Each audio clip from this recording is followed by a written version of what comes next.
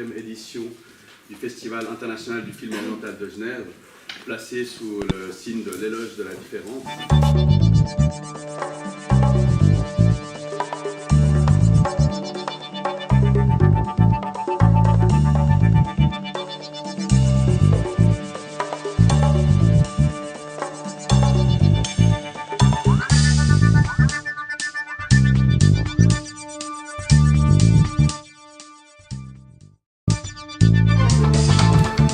Du programme pédagogique. Donc, comme le veut la tradition au Club Suisse La Presse, on demande à nos chers intervenants de signer notre livre d'or avant la conférence et de recevoir un petit livre qui est le dessin pour la paix. Ici Oui, vous pouvez. Oui. D'accord, ok. Merci. Merci.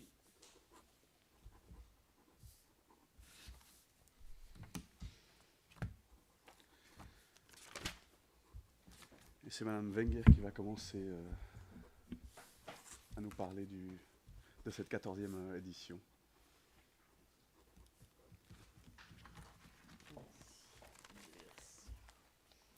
Vous avez juste à presser. Voilà, je crois que vous m'entendez, me semble-t-il. De toute façon, la salle n'est pas trop grande et ma voix a l'habitude de porter assez loin. Alors aujourd'hui, j'aimerais vous expliquer. C'est la première fois que j'interviens comme présidente de ce festival. Mais il me semble que ce festival, qu'il ait lieu à Genève, ne peut pas être un hasard. On sait tous, par exemple, que Genève a été pendant très longtemps d'abord un lieu de foire, un lieu de rencontre, un lieu de passage, un lieu d'échange. Donc le festival que nous présentons a toute sa place dans une ville de ce type-là, qui est une ville qui a l'habitude de brasser des populations différentes et qui d'ailleurs en est constituée.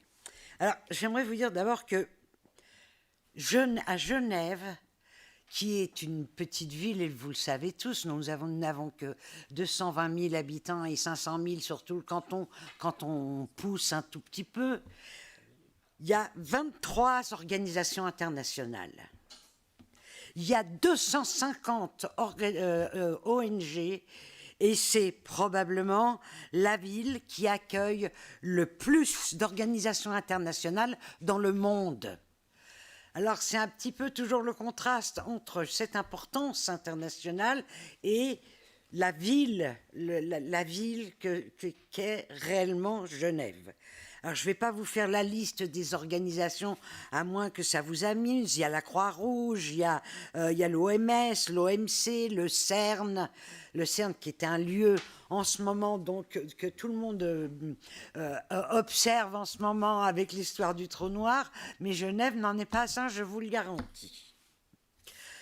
Genève et New York sont les deux villes les plus importantes du monde pour ce qui est de la politique internationale. Donc, il était évident pour ce festival que c'est là qu'il devait se tenir.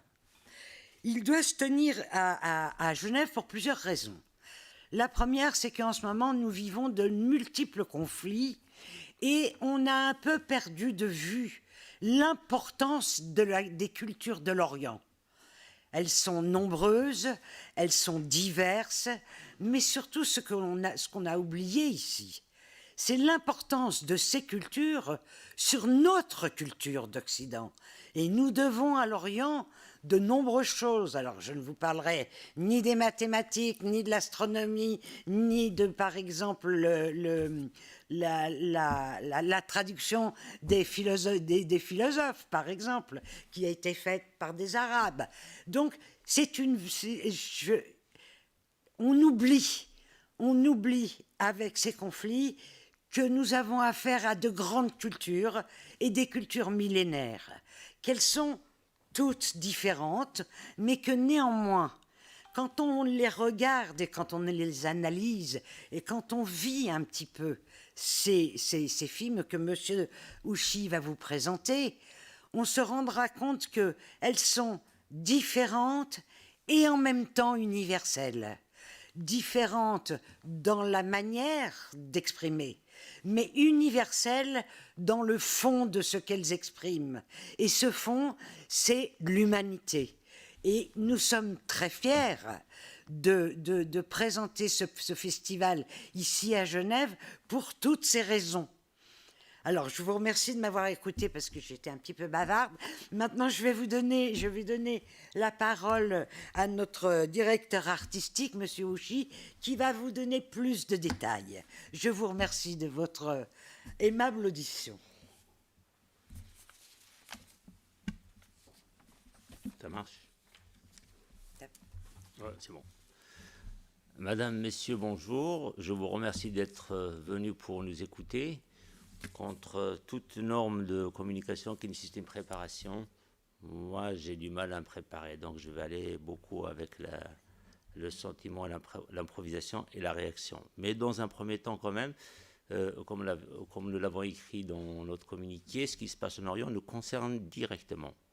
Que ce soit de bonnes actions ou de mauvaises actions, nous subissons directement les conséquences ici. Et le cinéma, l'art en général, on subit aussi les conséquences. Et ces conséquences aussi nous les vivons au quotidien. Donc dans ce sens, je me permets de saluer le vent de liberté qui s'abat un peu au Soudan, en Algérie, au Mali, parce que cela est salutaire pour l'art en général et le cinéma en particulier. Très longtemps, nous l'avons dit dans le festival, que le cinéma souffre d'un manque de liberté dans ces pays. Et on se désole de l'état du cinéma.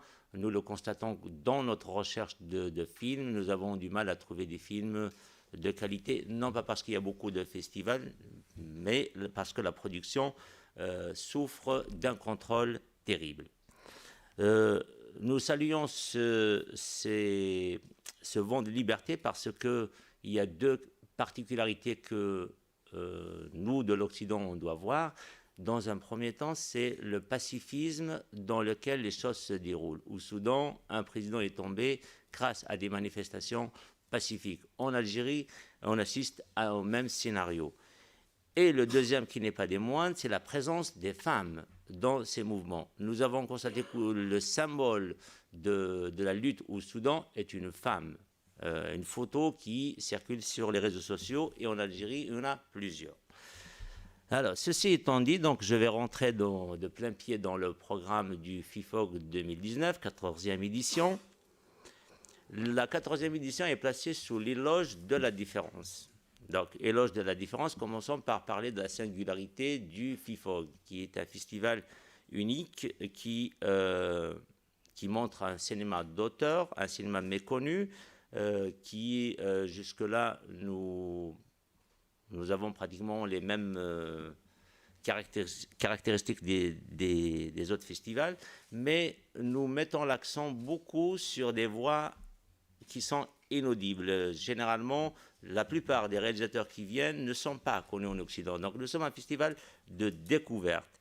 Nous voulons aussi rendre visibles des images invisibles. L'Orient est très présent sur nos écrans, dans nos colonnes de nos journaux, sauf que le journaliste travaille dans des conditions particulières qui sont intrinsèques à son travail, d'où les images et les informations sensationnelles qui nous arrivent. Et là qu'intervient justement le festival pour proposer des images qui sont artistiques. Vous savez qu'un journaliste qui va aller en Syrie, ou en Algérie, ou au Soudan pour faire son reportage, s'il a une semaine, c'est beaucoup déjà. Parfois, on fait en quelques heures des interviews, des prises d'images, et on a notre reportage de la journée. Un réalisateur d'un court-métrage, quand il commence à faire son film, ça lui prend parfois jusqu'à plusieurs années, parce qu'il faut chercher l'argent, il faut corriger son scénario, il faut le relire, il faut le retravailler. Donc on a à faire un regard qui est posé sur une durée, et il y a le souci aussi de mettre en valeur les qualités artistiques, et aussi il est vu et revu avant qu'il ne soit offert au public. Donc le festival a cette prétention de montrer un regard, une fenêtre artistique sur l'Orient. Donc pour les gens qui sont ici, ça leur permet de regarder différemment, d'une manière apaisée l'Orient. Rencontrer des gens qui ont fait des films aussi contribue à apaiser les émotions. C'est une vitrine pour les cinéastes de là-bas.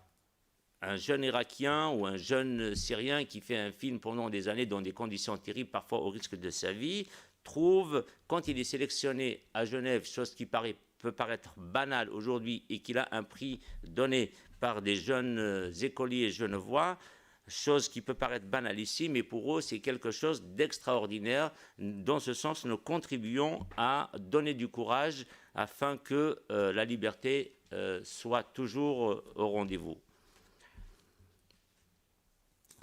Alors, je vais répondre aussi à la question pourquoi le choix de ce thème, parce que c'est une question qui revient chaque année. Pourquoi l'éloge de la différence? D'abord, nous l'avons voulu poétique. Nous sommes dans l'art, alors on aurait pu parler de diversité ou je ne sais pas quoi, mais nous l'avons voulu une formulation poétique.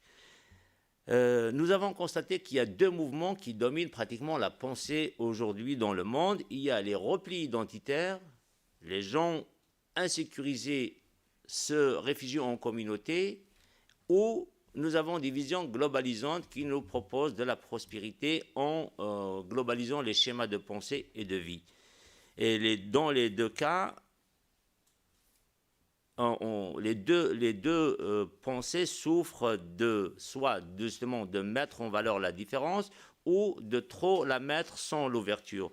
L'éloge de la différence, pour nous, nous le pensons comme étant afficher sa singularité, défendre sa particularité et sa différence, mais dans une posture d'ouverture. Parce qu'il faut qu'on respecte l'autre, qu'on lui donne sa valeur, à même de nous enrichir nous-mêmes.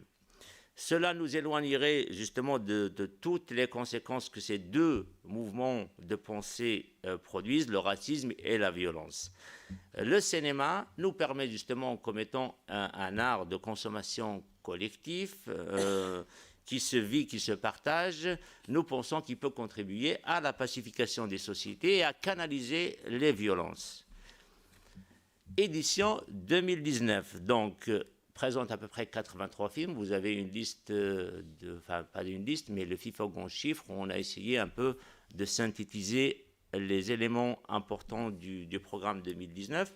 Donc on a à peu près 83 films, on aura une soixantaine de personnes, réalisateurs, journalistes qui viendront d'Orient et d'Occident pour accompagner ces films et débattre avec le public.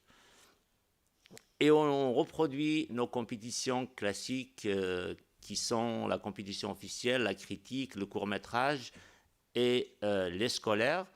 Le court-métrage est très important pour nous depuis le début parce que nous pensons que le court-métrage est un cri sincère, spontané, sans compromis, alors que le long-métrage, on rentre déjà dans le compromis.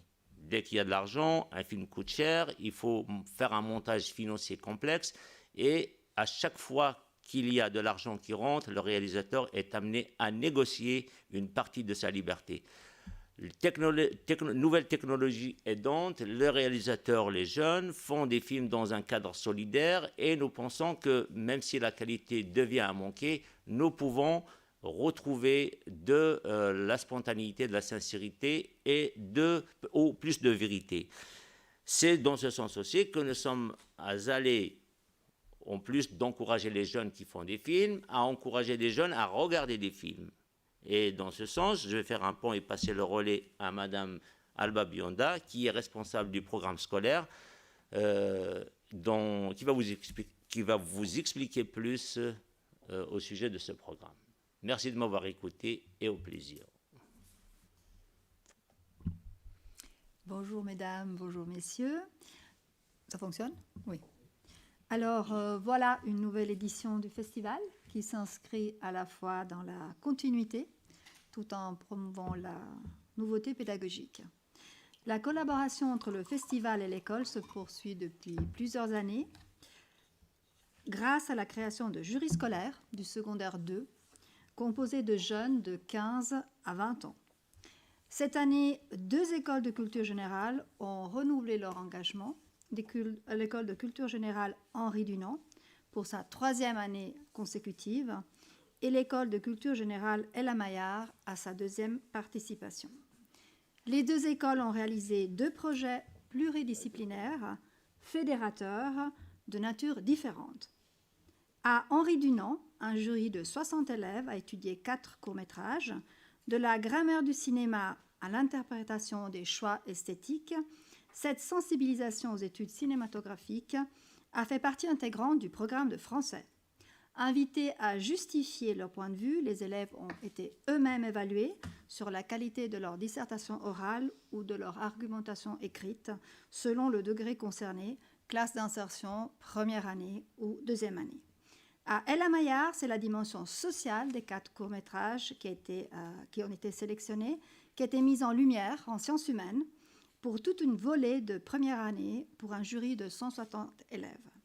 Les meilleurs mots de la fin étant ceux de notre jeunesse, je conclus par la remarque enthousiaste, passionnée de plusieurs jeunes jurés.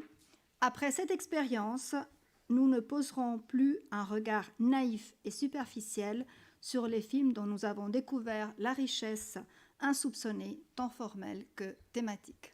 Merci.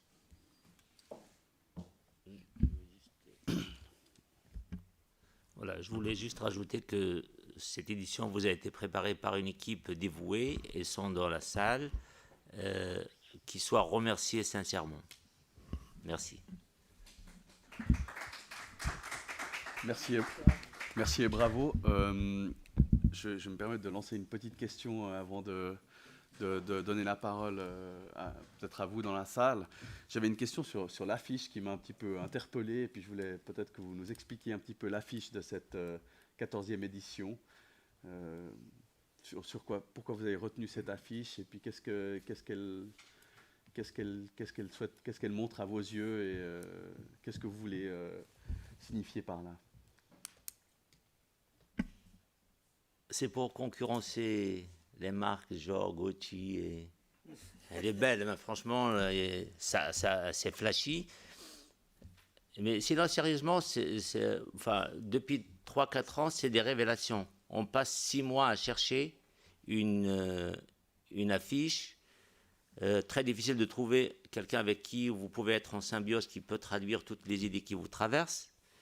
Et puis un jour, ça s'est passé l'année passée aussi, parce que c'était un visage de femme, tout à coup vous voyez un film qui vous traverse, et vous allez réaliser qu'il y a des images belles qui sont faites, et vous tombez dessus. Alors là, c'est irrésistible. Vous la choisissez. Bien sûr, ça c'est la première émotion, le premier sentiment, mais il faudra travailler toute la thématique. C'est un film qu'on présente déjà. C'est un film c'est un excellent film marocain, Razia, qui est fait par Nabil Ayouch. Certains connaissent beaucoup plus Mashlovet, de ce même réalisateur. Mais c'est un film qui parle d'un Maroc pluriel, dans toutes ses composantes sociales, linguistiques, politiques. Et on ne peut pas trouver mieux un film pour traduire l'éloge de la différence. On ne peut pas le présenter en ouverture parce que il est déjà sorti en Suisse. Donc on le reprend pour ensuite travailler la communication visuelle avec cette image. Cette photo aussi est extraite d'une scène du film, et cette femme, dans la scène, pour ceux qui ont vu le film ou vont voir le film, vont constater que cette femme a été agressée verbalement parce qu'elle a osé s'afficher de telle sorte. Et donc, le fait qu'il s'est imposé, il a continué à marcher, nous l'avons fait ressortir un peu plus. C'est l'une des différences qui manque le plus en Orient. Donc, c'est dans l'ordre des choses qu'on en choisisse. De plus, comme vous le savez tous, cette année, c'est l'année de la grève des femmes. Et qu'il n'était pas inutile de montrer que les femmes ont un certain pouvoir. Alors, elles vont le montrer de manière tout à fait directe le 14 juin, Mais avoir une affiche sur le cinéma oriental avec une femme, c'est rappeler que là-bas aussi, les femmes ont effectivement des difficultés, mais qu'elles ont aussi des pouvoirs. Et ça, c'était aussi important. Merci. Merci. Je vous propose d'ouvrir peut-être les questions à la salle. Donc si vous avez des questions, vous pouvez vous présenter et puis poser la question à nos intervenants. Personne Qui pour veut l'instant. briser le silence? Oui. Oui, Boris.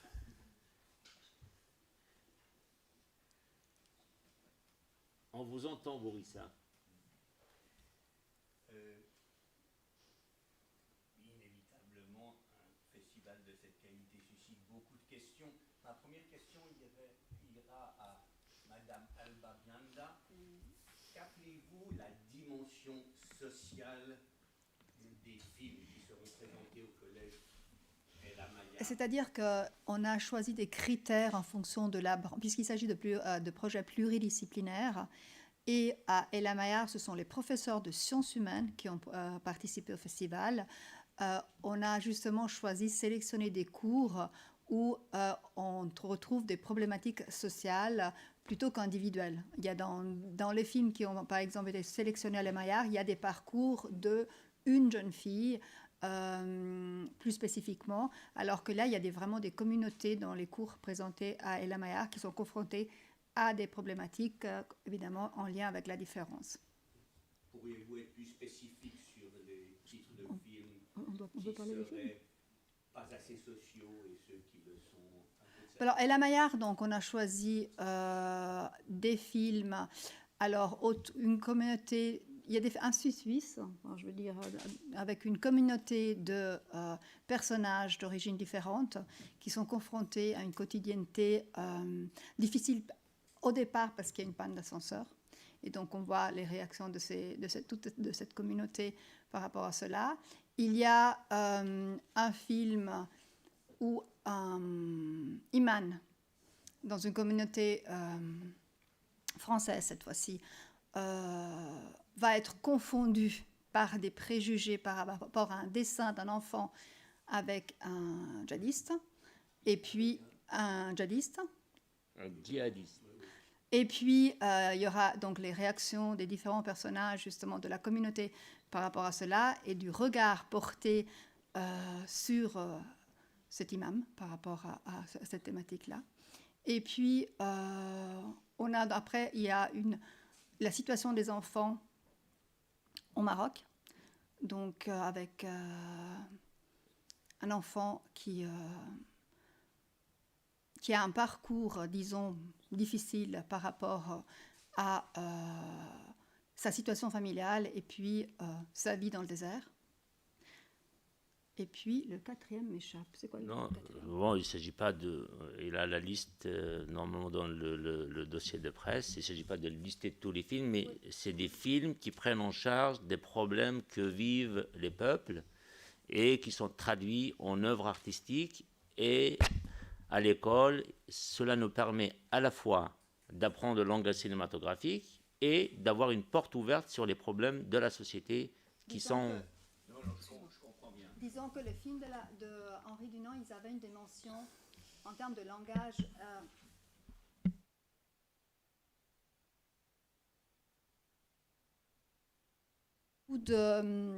On a beaucoup travaillé sur les sous-entendus, ce qui est l'implicite, plus de cette dimension-là, plus littéraire, puisque c'était en rapport avec une autre branche qui était le français.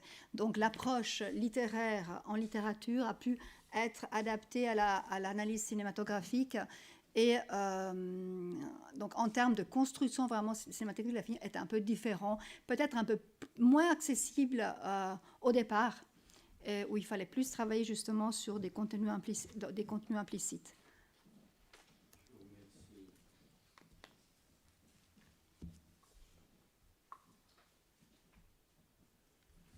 Je me permets, j'ai une question sur les débats. Vous parlez de 4 grands débats que vous allez présenter. Est-ce que vous pouvez en dire un petit peu plus sur ces débats et où est-ce qu'ils auront lieu et qui est-ce qu'ils impliqueront?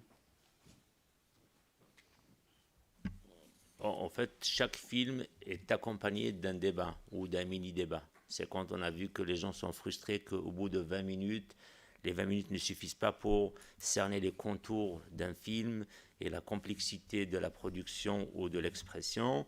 Nous avons essayé de choisir 1 ou 2, 3, en fonction du temps et des moyens, quelques sujets d'actualité en fonction des films qui nous sont proposés.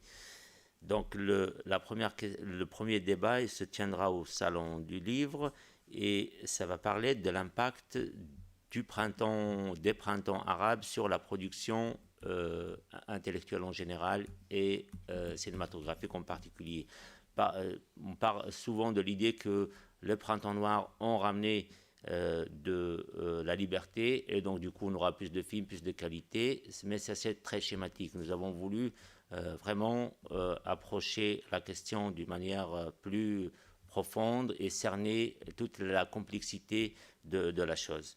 Le deuxième, c'est sur les droits LGBT dans les pays en Orient en général. On sait que plusieurs personnes ont été parfois assassinées en Irak, en Algérie, parce que tout simplement ils sont accusés de perversion en guillemets. Et nous avons, à travers un film tunisien qui justement parle de la communauté LGBT en Tunisie, nous avons voulu créer un débat autour de cette question, comme nous sommes dans l'éloge de la différence, et apporter des éclairages ou à travers des invités, des réalisateurs, des comédiens et des associations genevoises qui travaillent dans le domaine. L'autre, c'est l'inévitable, c'est l'Algérie, qui a surpris depuis un mois par des manifestations grandioses.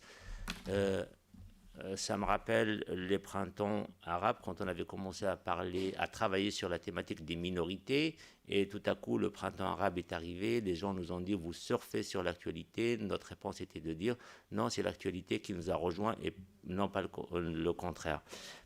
Décider d'une thématique se décide en amont, beaucoup plus 6-7 mois en avance. Nous avons voulu cette année travailler sur l'Afrique du Nord pour voir l'état des lieux des cinémas d'Afrique du Nord. Donc c'est un choix qui a été décidé presque à la fin de l'édition de l'année passée. Lors de la 7e édition, nous avons fait justement un focus sur les cinémas d'Afrique du Nord. Et on s'est dit, 7 ans après, ça rime, et on a voulu justement revoir et examiner ce qui se passe là-bas. Bien sûr, c'est en relation directe avec aussi les conséquences du printemps en Tunisie. C'est en conséquence aussi avec ce qui se passe en Algérie après 20 ans de contrôle et au Maroc où le contrôle continue. Nous avons voulu créer un débat à travers un film qui a été fait d'ailleurs par un Suisse sur les stades, parce que la contestation, le stade est devenu une sorte de marmite où les jeunes viennent déverser leur colère. Et cette colère a fini par sortir, que ce soit au Maroc ou en Algérie. Et nous avons invité des gens, notamment Maître Moustapha Bouchachi, qui est une figure de proue du mouvement en Algérie, et Zoubida Assoul, qui est une autre avocate qui est très active dans le mouvement, pour apporter un éclairage. Donc nous avons une partie cinématographique à travers le regard d'un cinéaste, et à travers des acteurs agissants sur le terrain, on peut compléter l'information. Nous ne sommes que des facilitateurs ou un relais pour que l'information puisse passer. Le dernier débat, c'est sur le dialogue entre colons et Palestiniens en Israël. Il y a un film qui s'appelle The Field, Le Champ, qui retrace justement l'expérience d'un dialogue entre les colons et des Palestiniens. Un débat qui est soutenu par plusieurs associations à Genève et présenté en partenariat avec G-Call Suisse, Beit Hope et Cercle Martin Buber.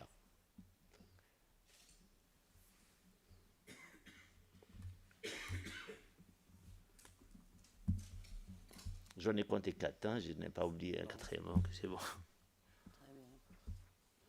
Maurice, encore une question?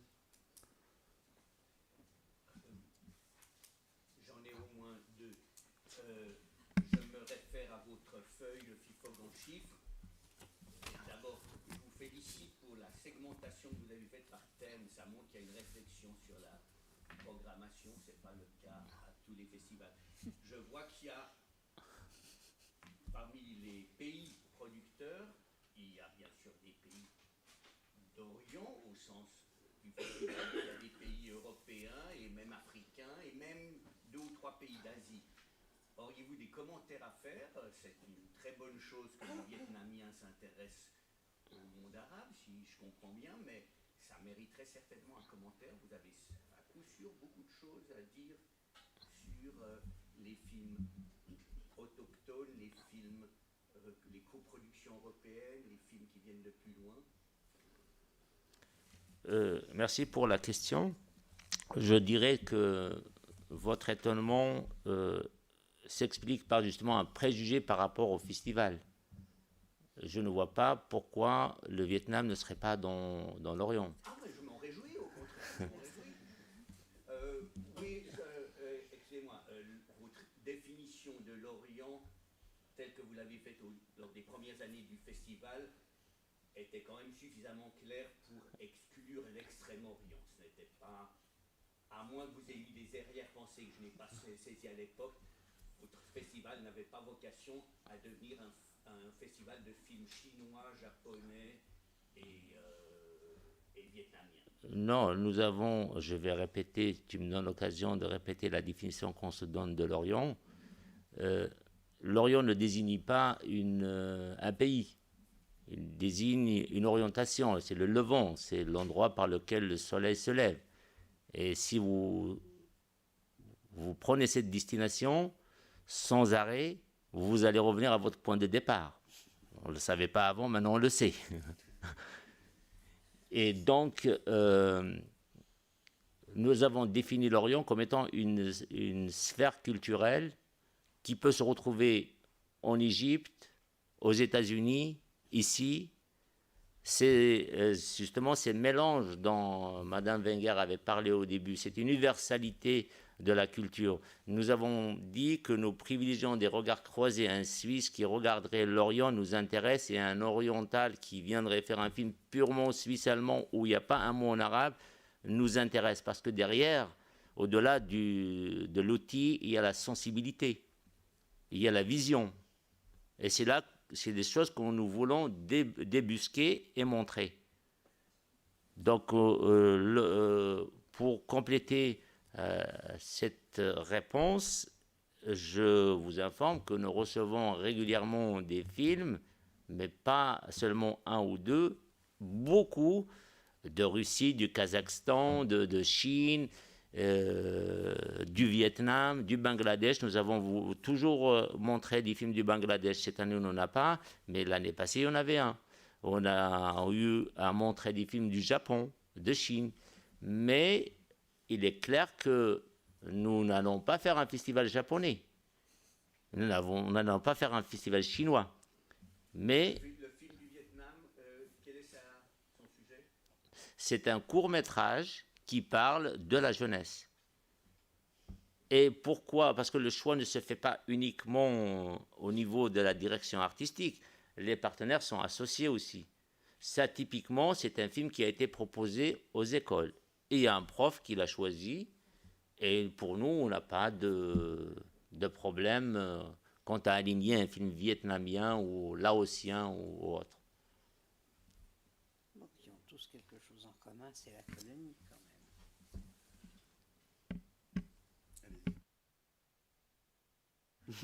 Oui, il y a quand même quelque chose en commun sur avec tous les pays qu'on a cités, c'est la colonisation. Et que ce soit le Vietnam, le Laos, le nord de l'Afrique, l'Afrique, etc., et même la Chine et le Japon, je veux dire qu'il y a toujours cet élément extrêmement, je veux dire, qui est quand même un fil conducteur et qui permet de voir comment ont été vécues ces expériences par les uns et les autres.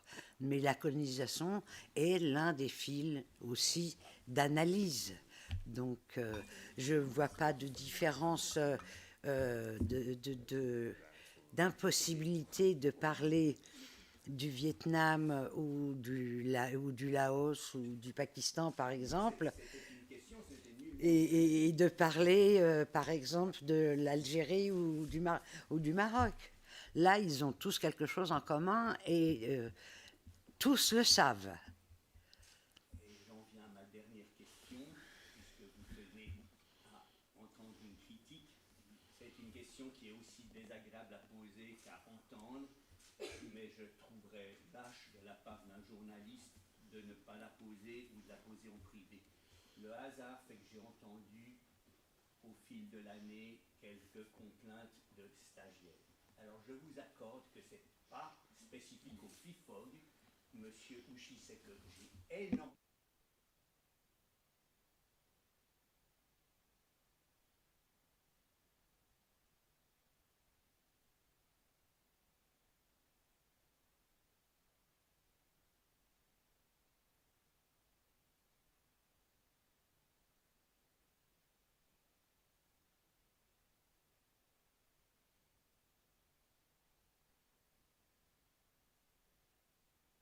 c'est certainement pas au FIFOG qu'on peut découvrir le pire, mais néanmoins, ce ne serait pas honnête de ma part d'entendre ces propos et de ne jamais en parler ou d'en parler dans votre dos. Donc, je me crois tenu, c'est un devoir professionnel pour moi de poser cette question aujourd'hui devant vous. Je peux juste t'assurer que je dirige un festival artistiquement et non pas un centre de torture. C'est tout ce que j'ai à dire. Nous voilà rassurés. Je ne sais pas s'il y a encore des interventions, mais je vous propose de peut-être revenir sur le film d'ouverture, Good Morning. Donc le festival aura lieu du 29 avril au 5 mai prochain. Et puis je voulais peut-être que vous nous donniez quelques mots sur le film d'ouverture, Good Morning. Pourquoi ce film et puis où, comment, quoi. Alors, je voudrais d'abord, merci pour la question. Tu m'as fait rappeler que je dois parler d'un événement à Saint-Genis. Nous sommes à 2 reprises. D'abord avec l'association des Rifins au Maroc.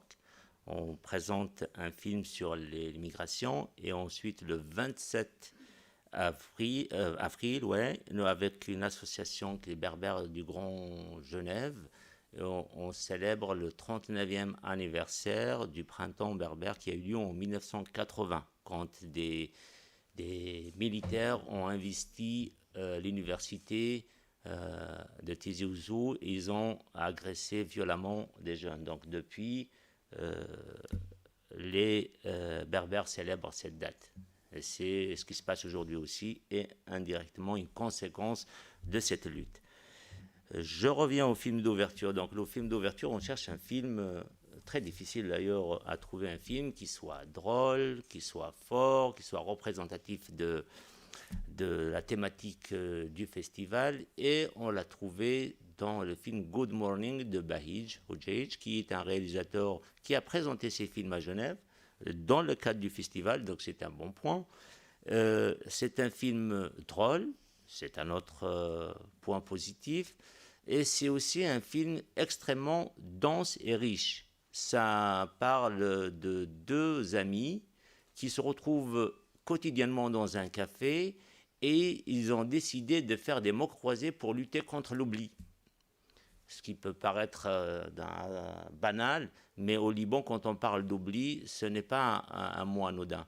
C'est un pays qui a connu pendant plusieurs années la guerre et c'était un débat national, faudra-t-il oublier ou pas cette question, comment la traiter. C'est le cas de tous les pays où on a mis en place des transitions, des transitions politiques pour un peu penser les blessures du passé. C'est aussi un film qui est bien ancré dans l'actualité d'aujourd'hui, printemps arabe, les conflits, toutes les conséquences. Et c'est aussi un film libanais, ce n'est pas un critère qui n'est pas des moindres, parce que le public libanais est un public qui aime beaucoup son cinéma, et je les salue au passage. Ce n'est pas le même réalisateur que celui de l'Insulte.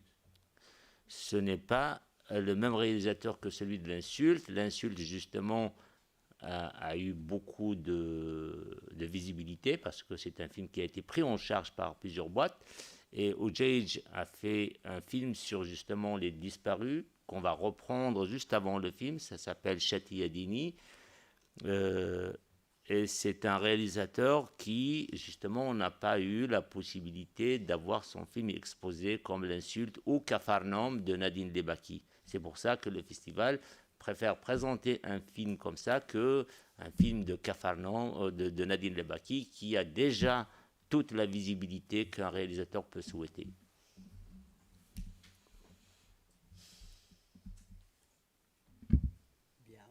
Eh bien, s'il n'y a plus de questions, je vous donne rendez-vous le 29 avril pour l'ouverture de ce festival.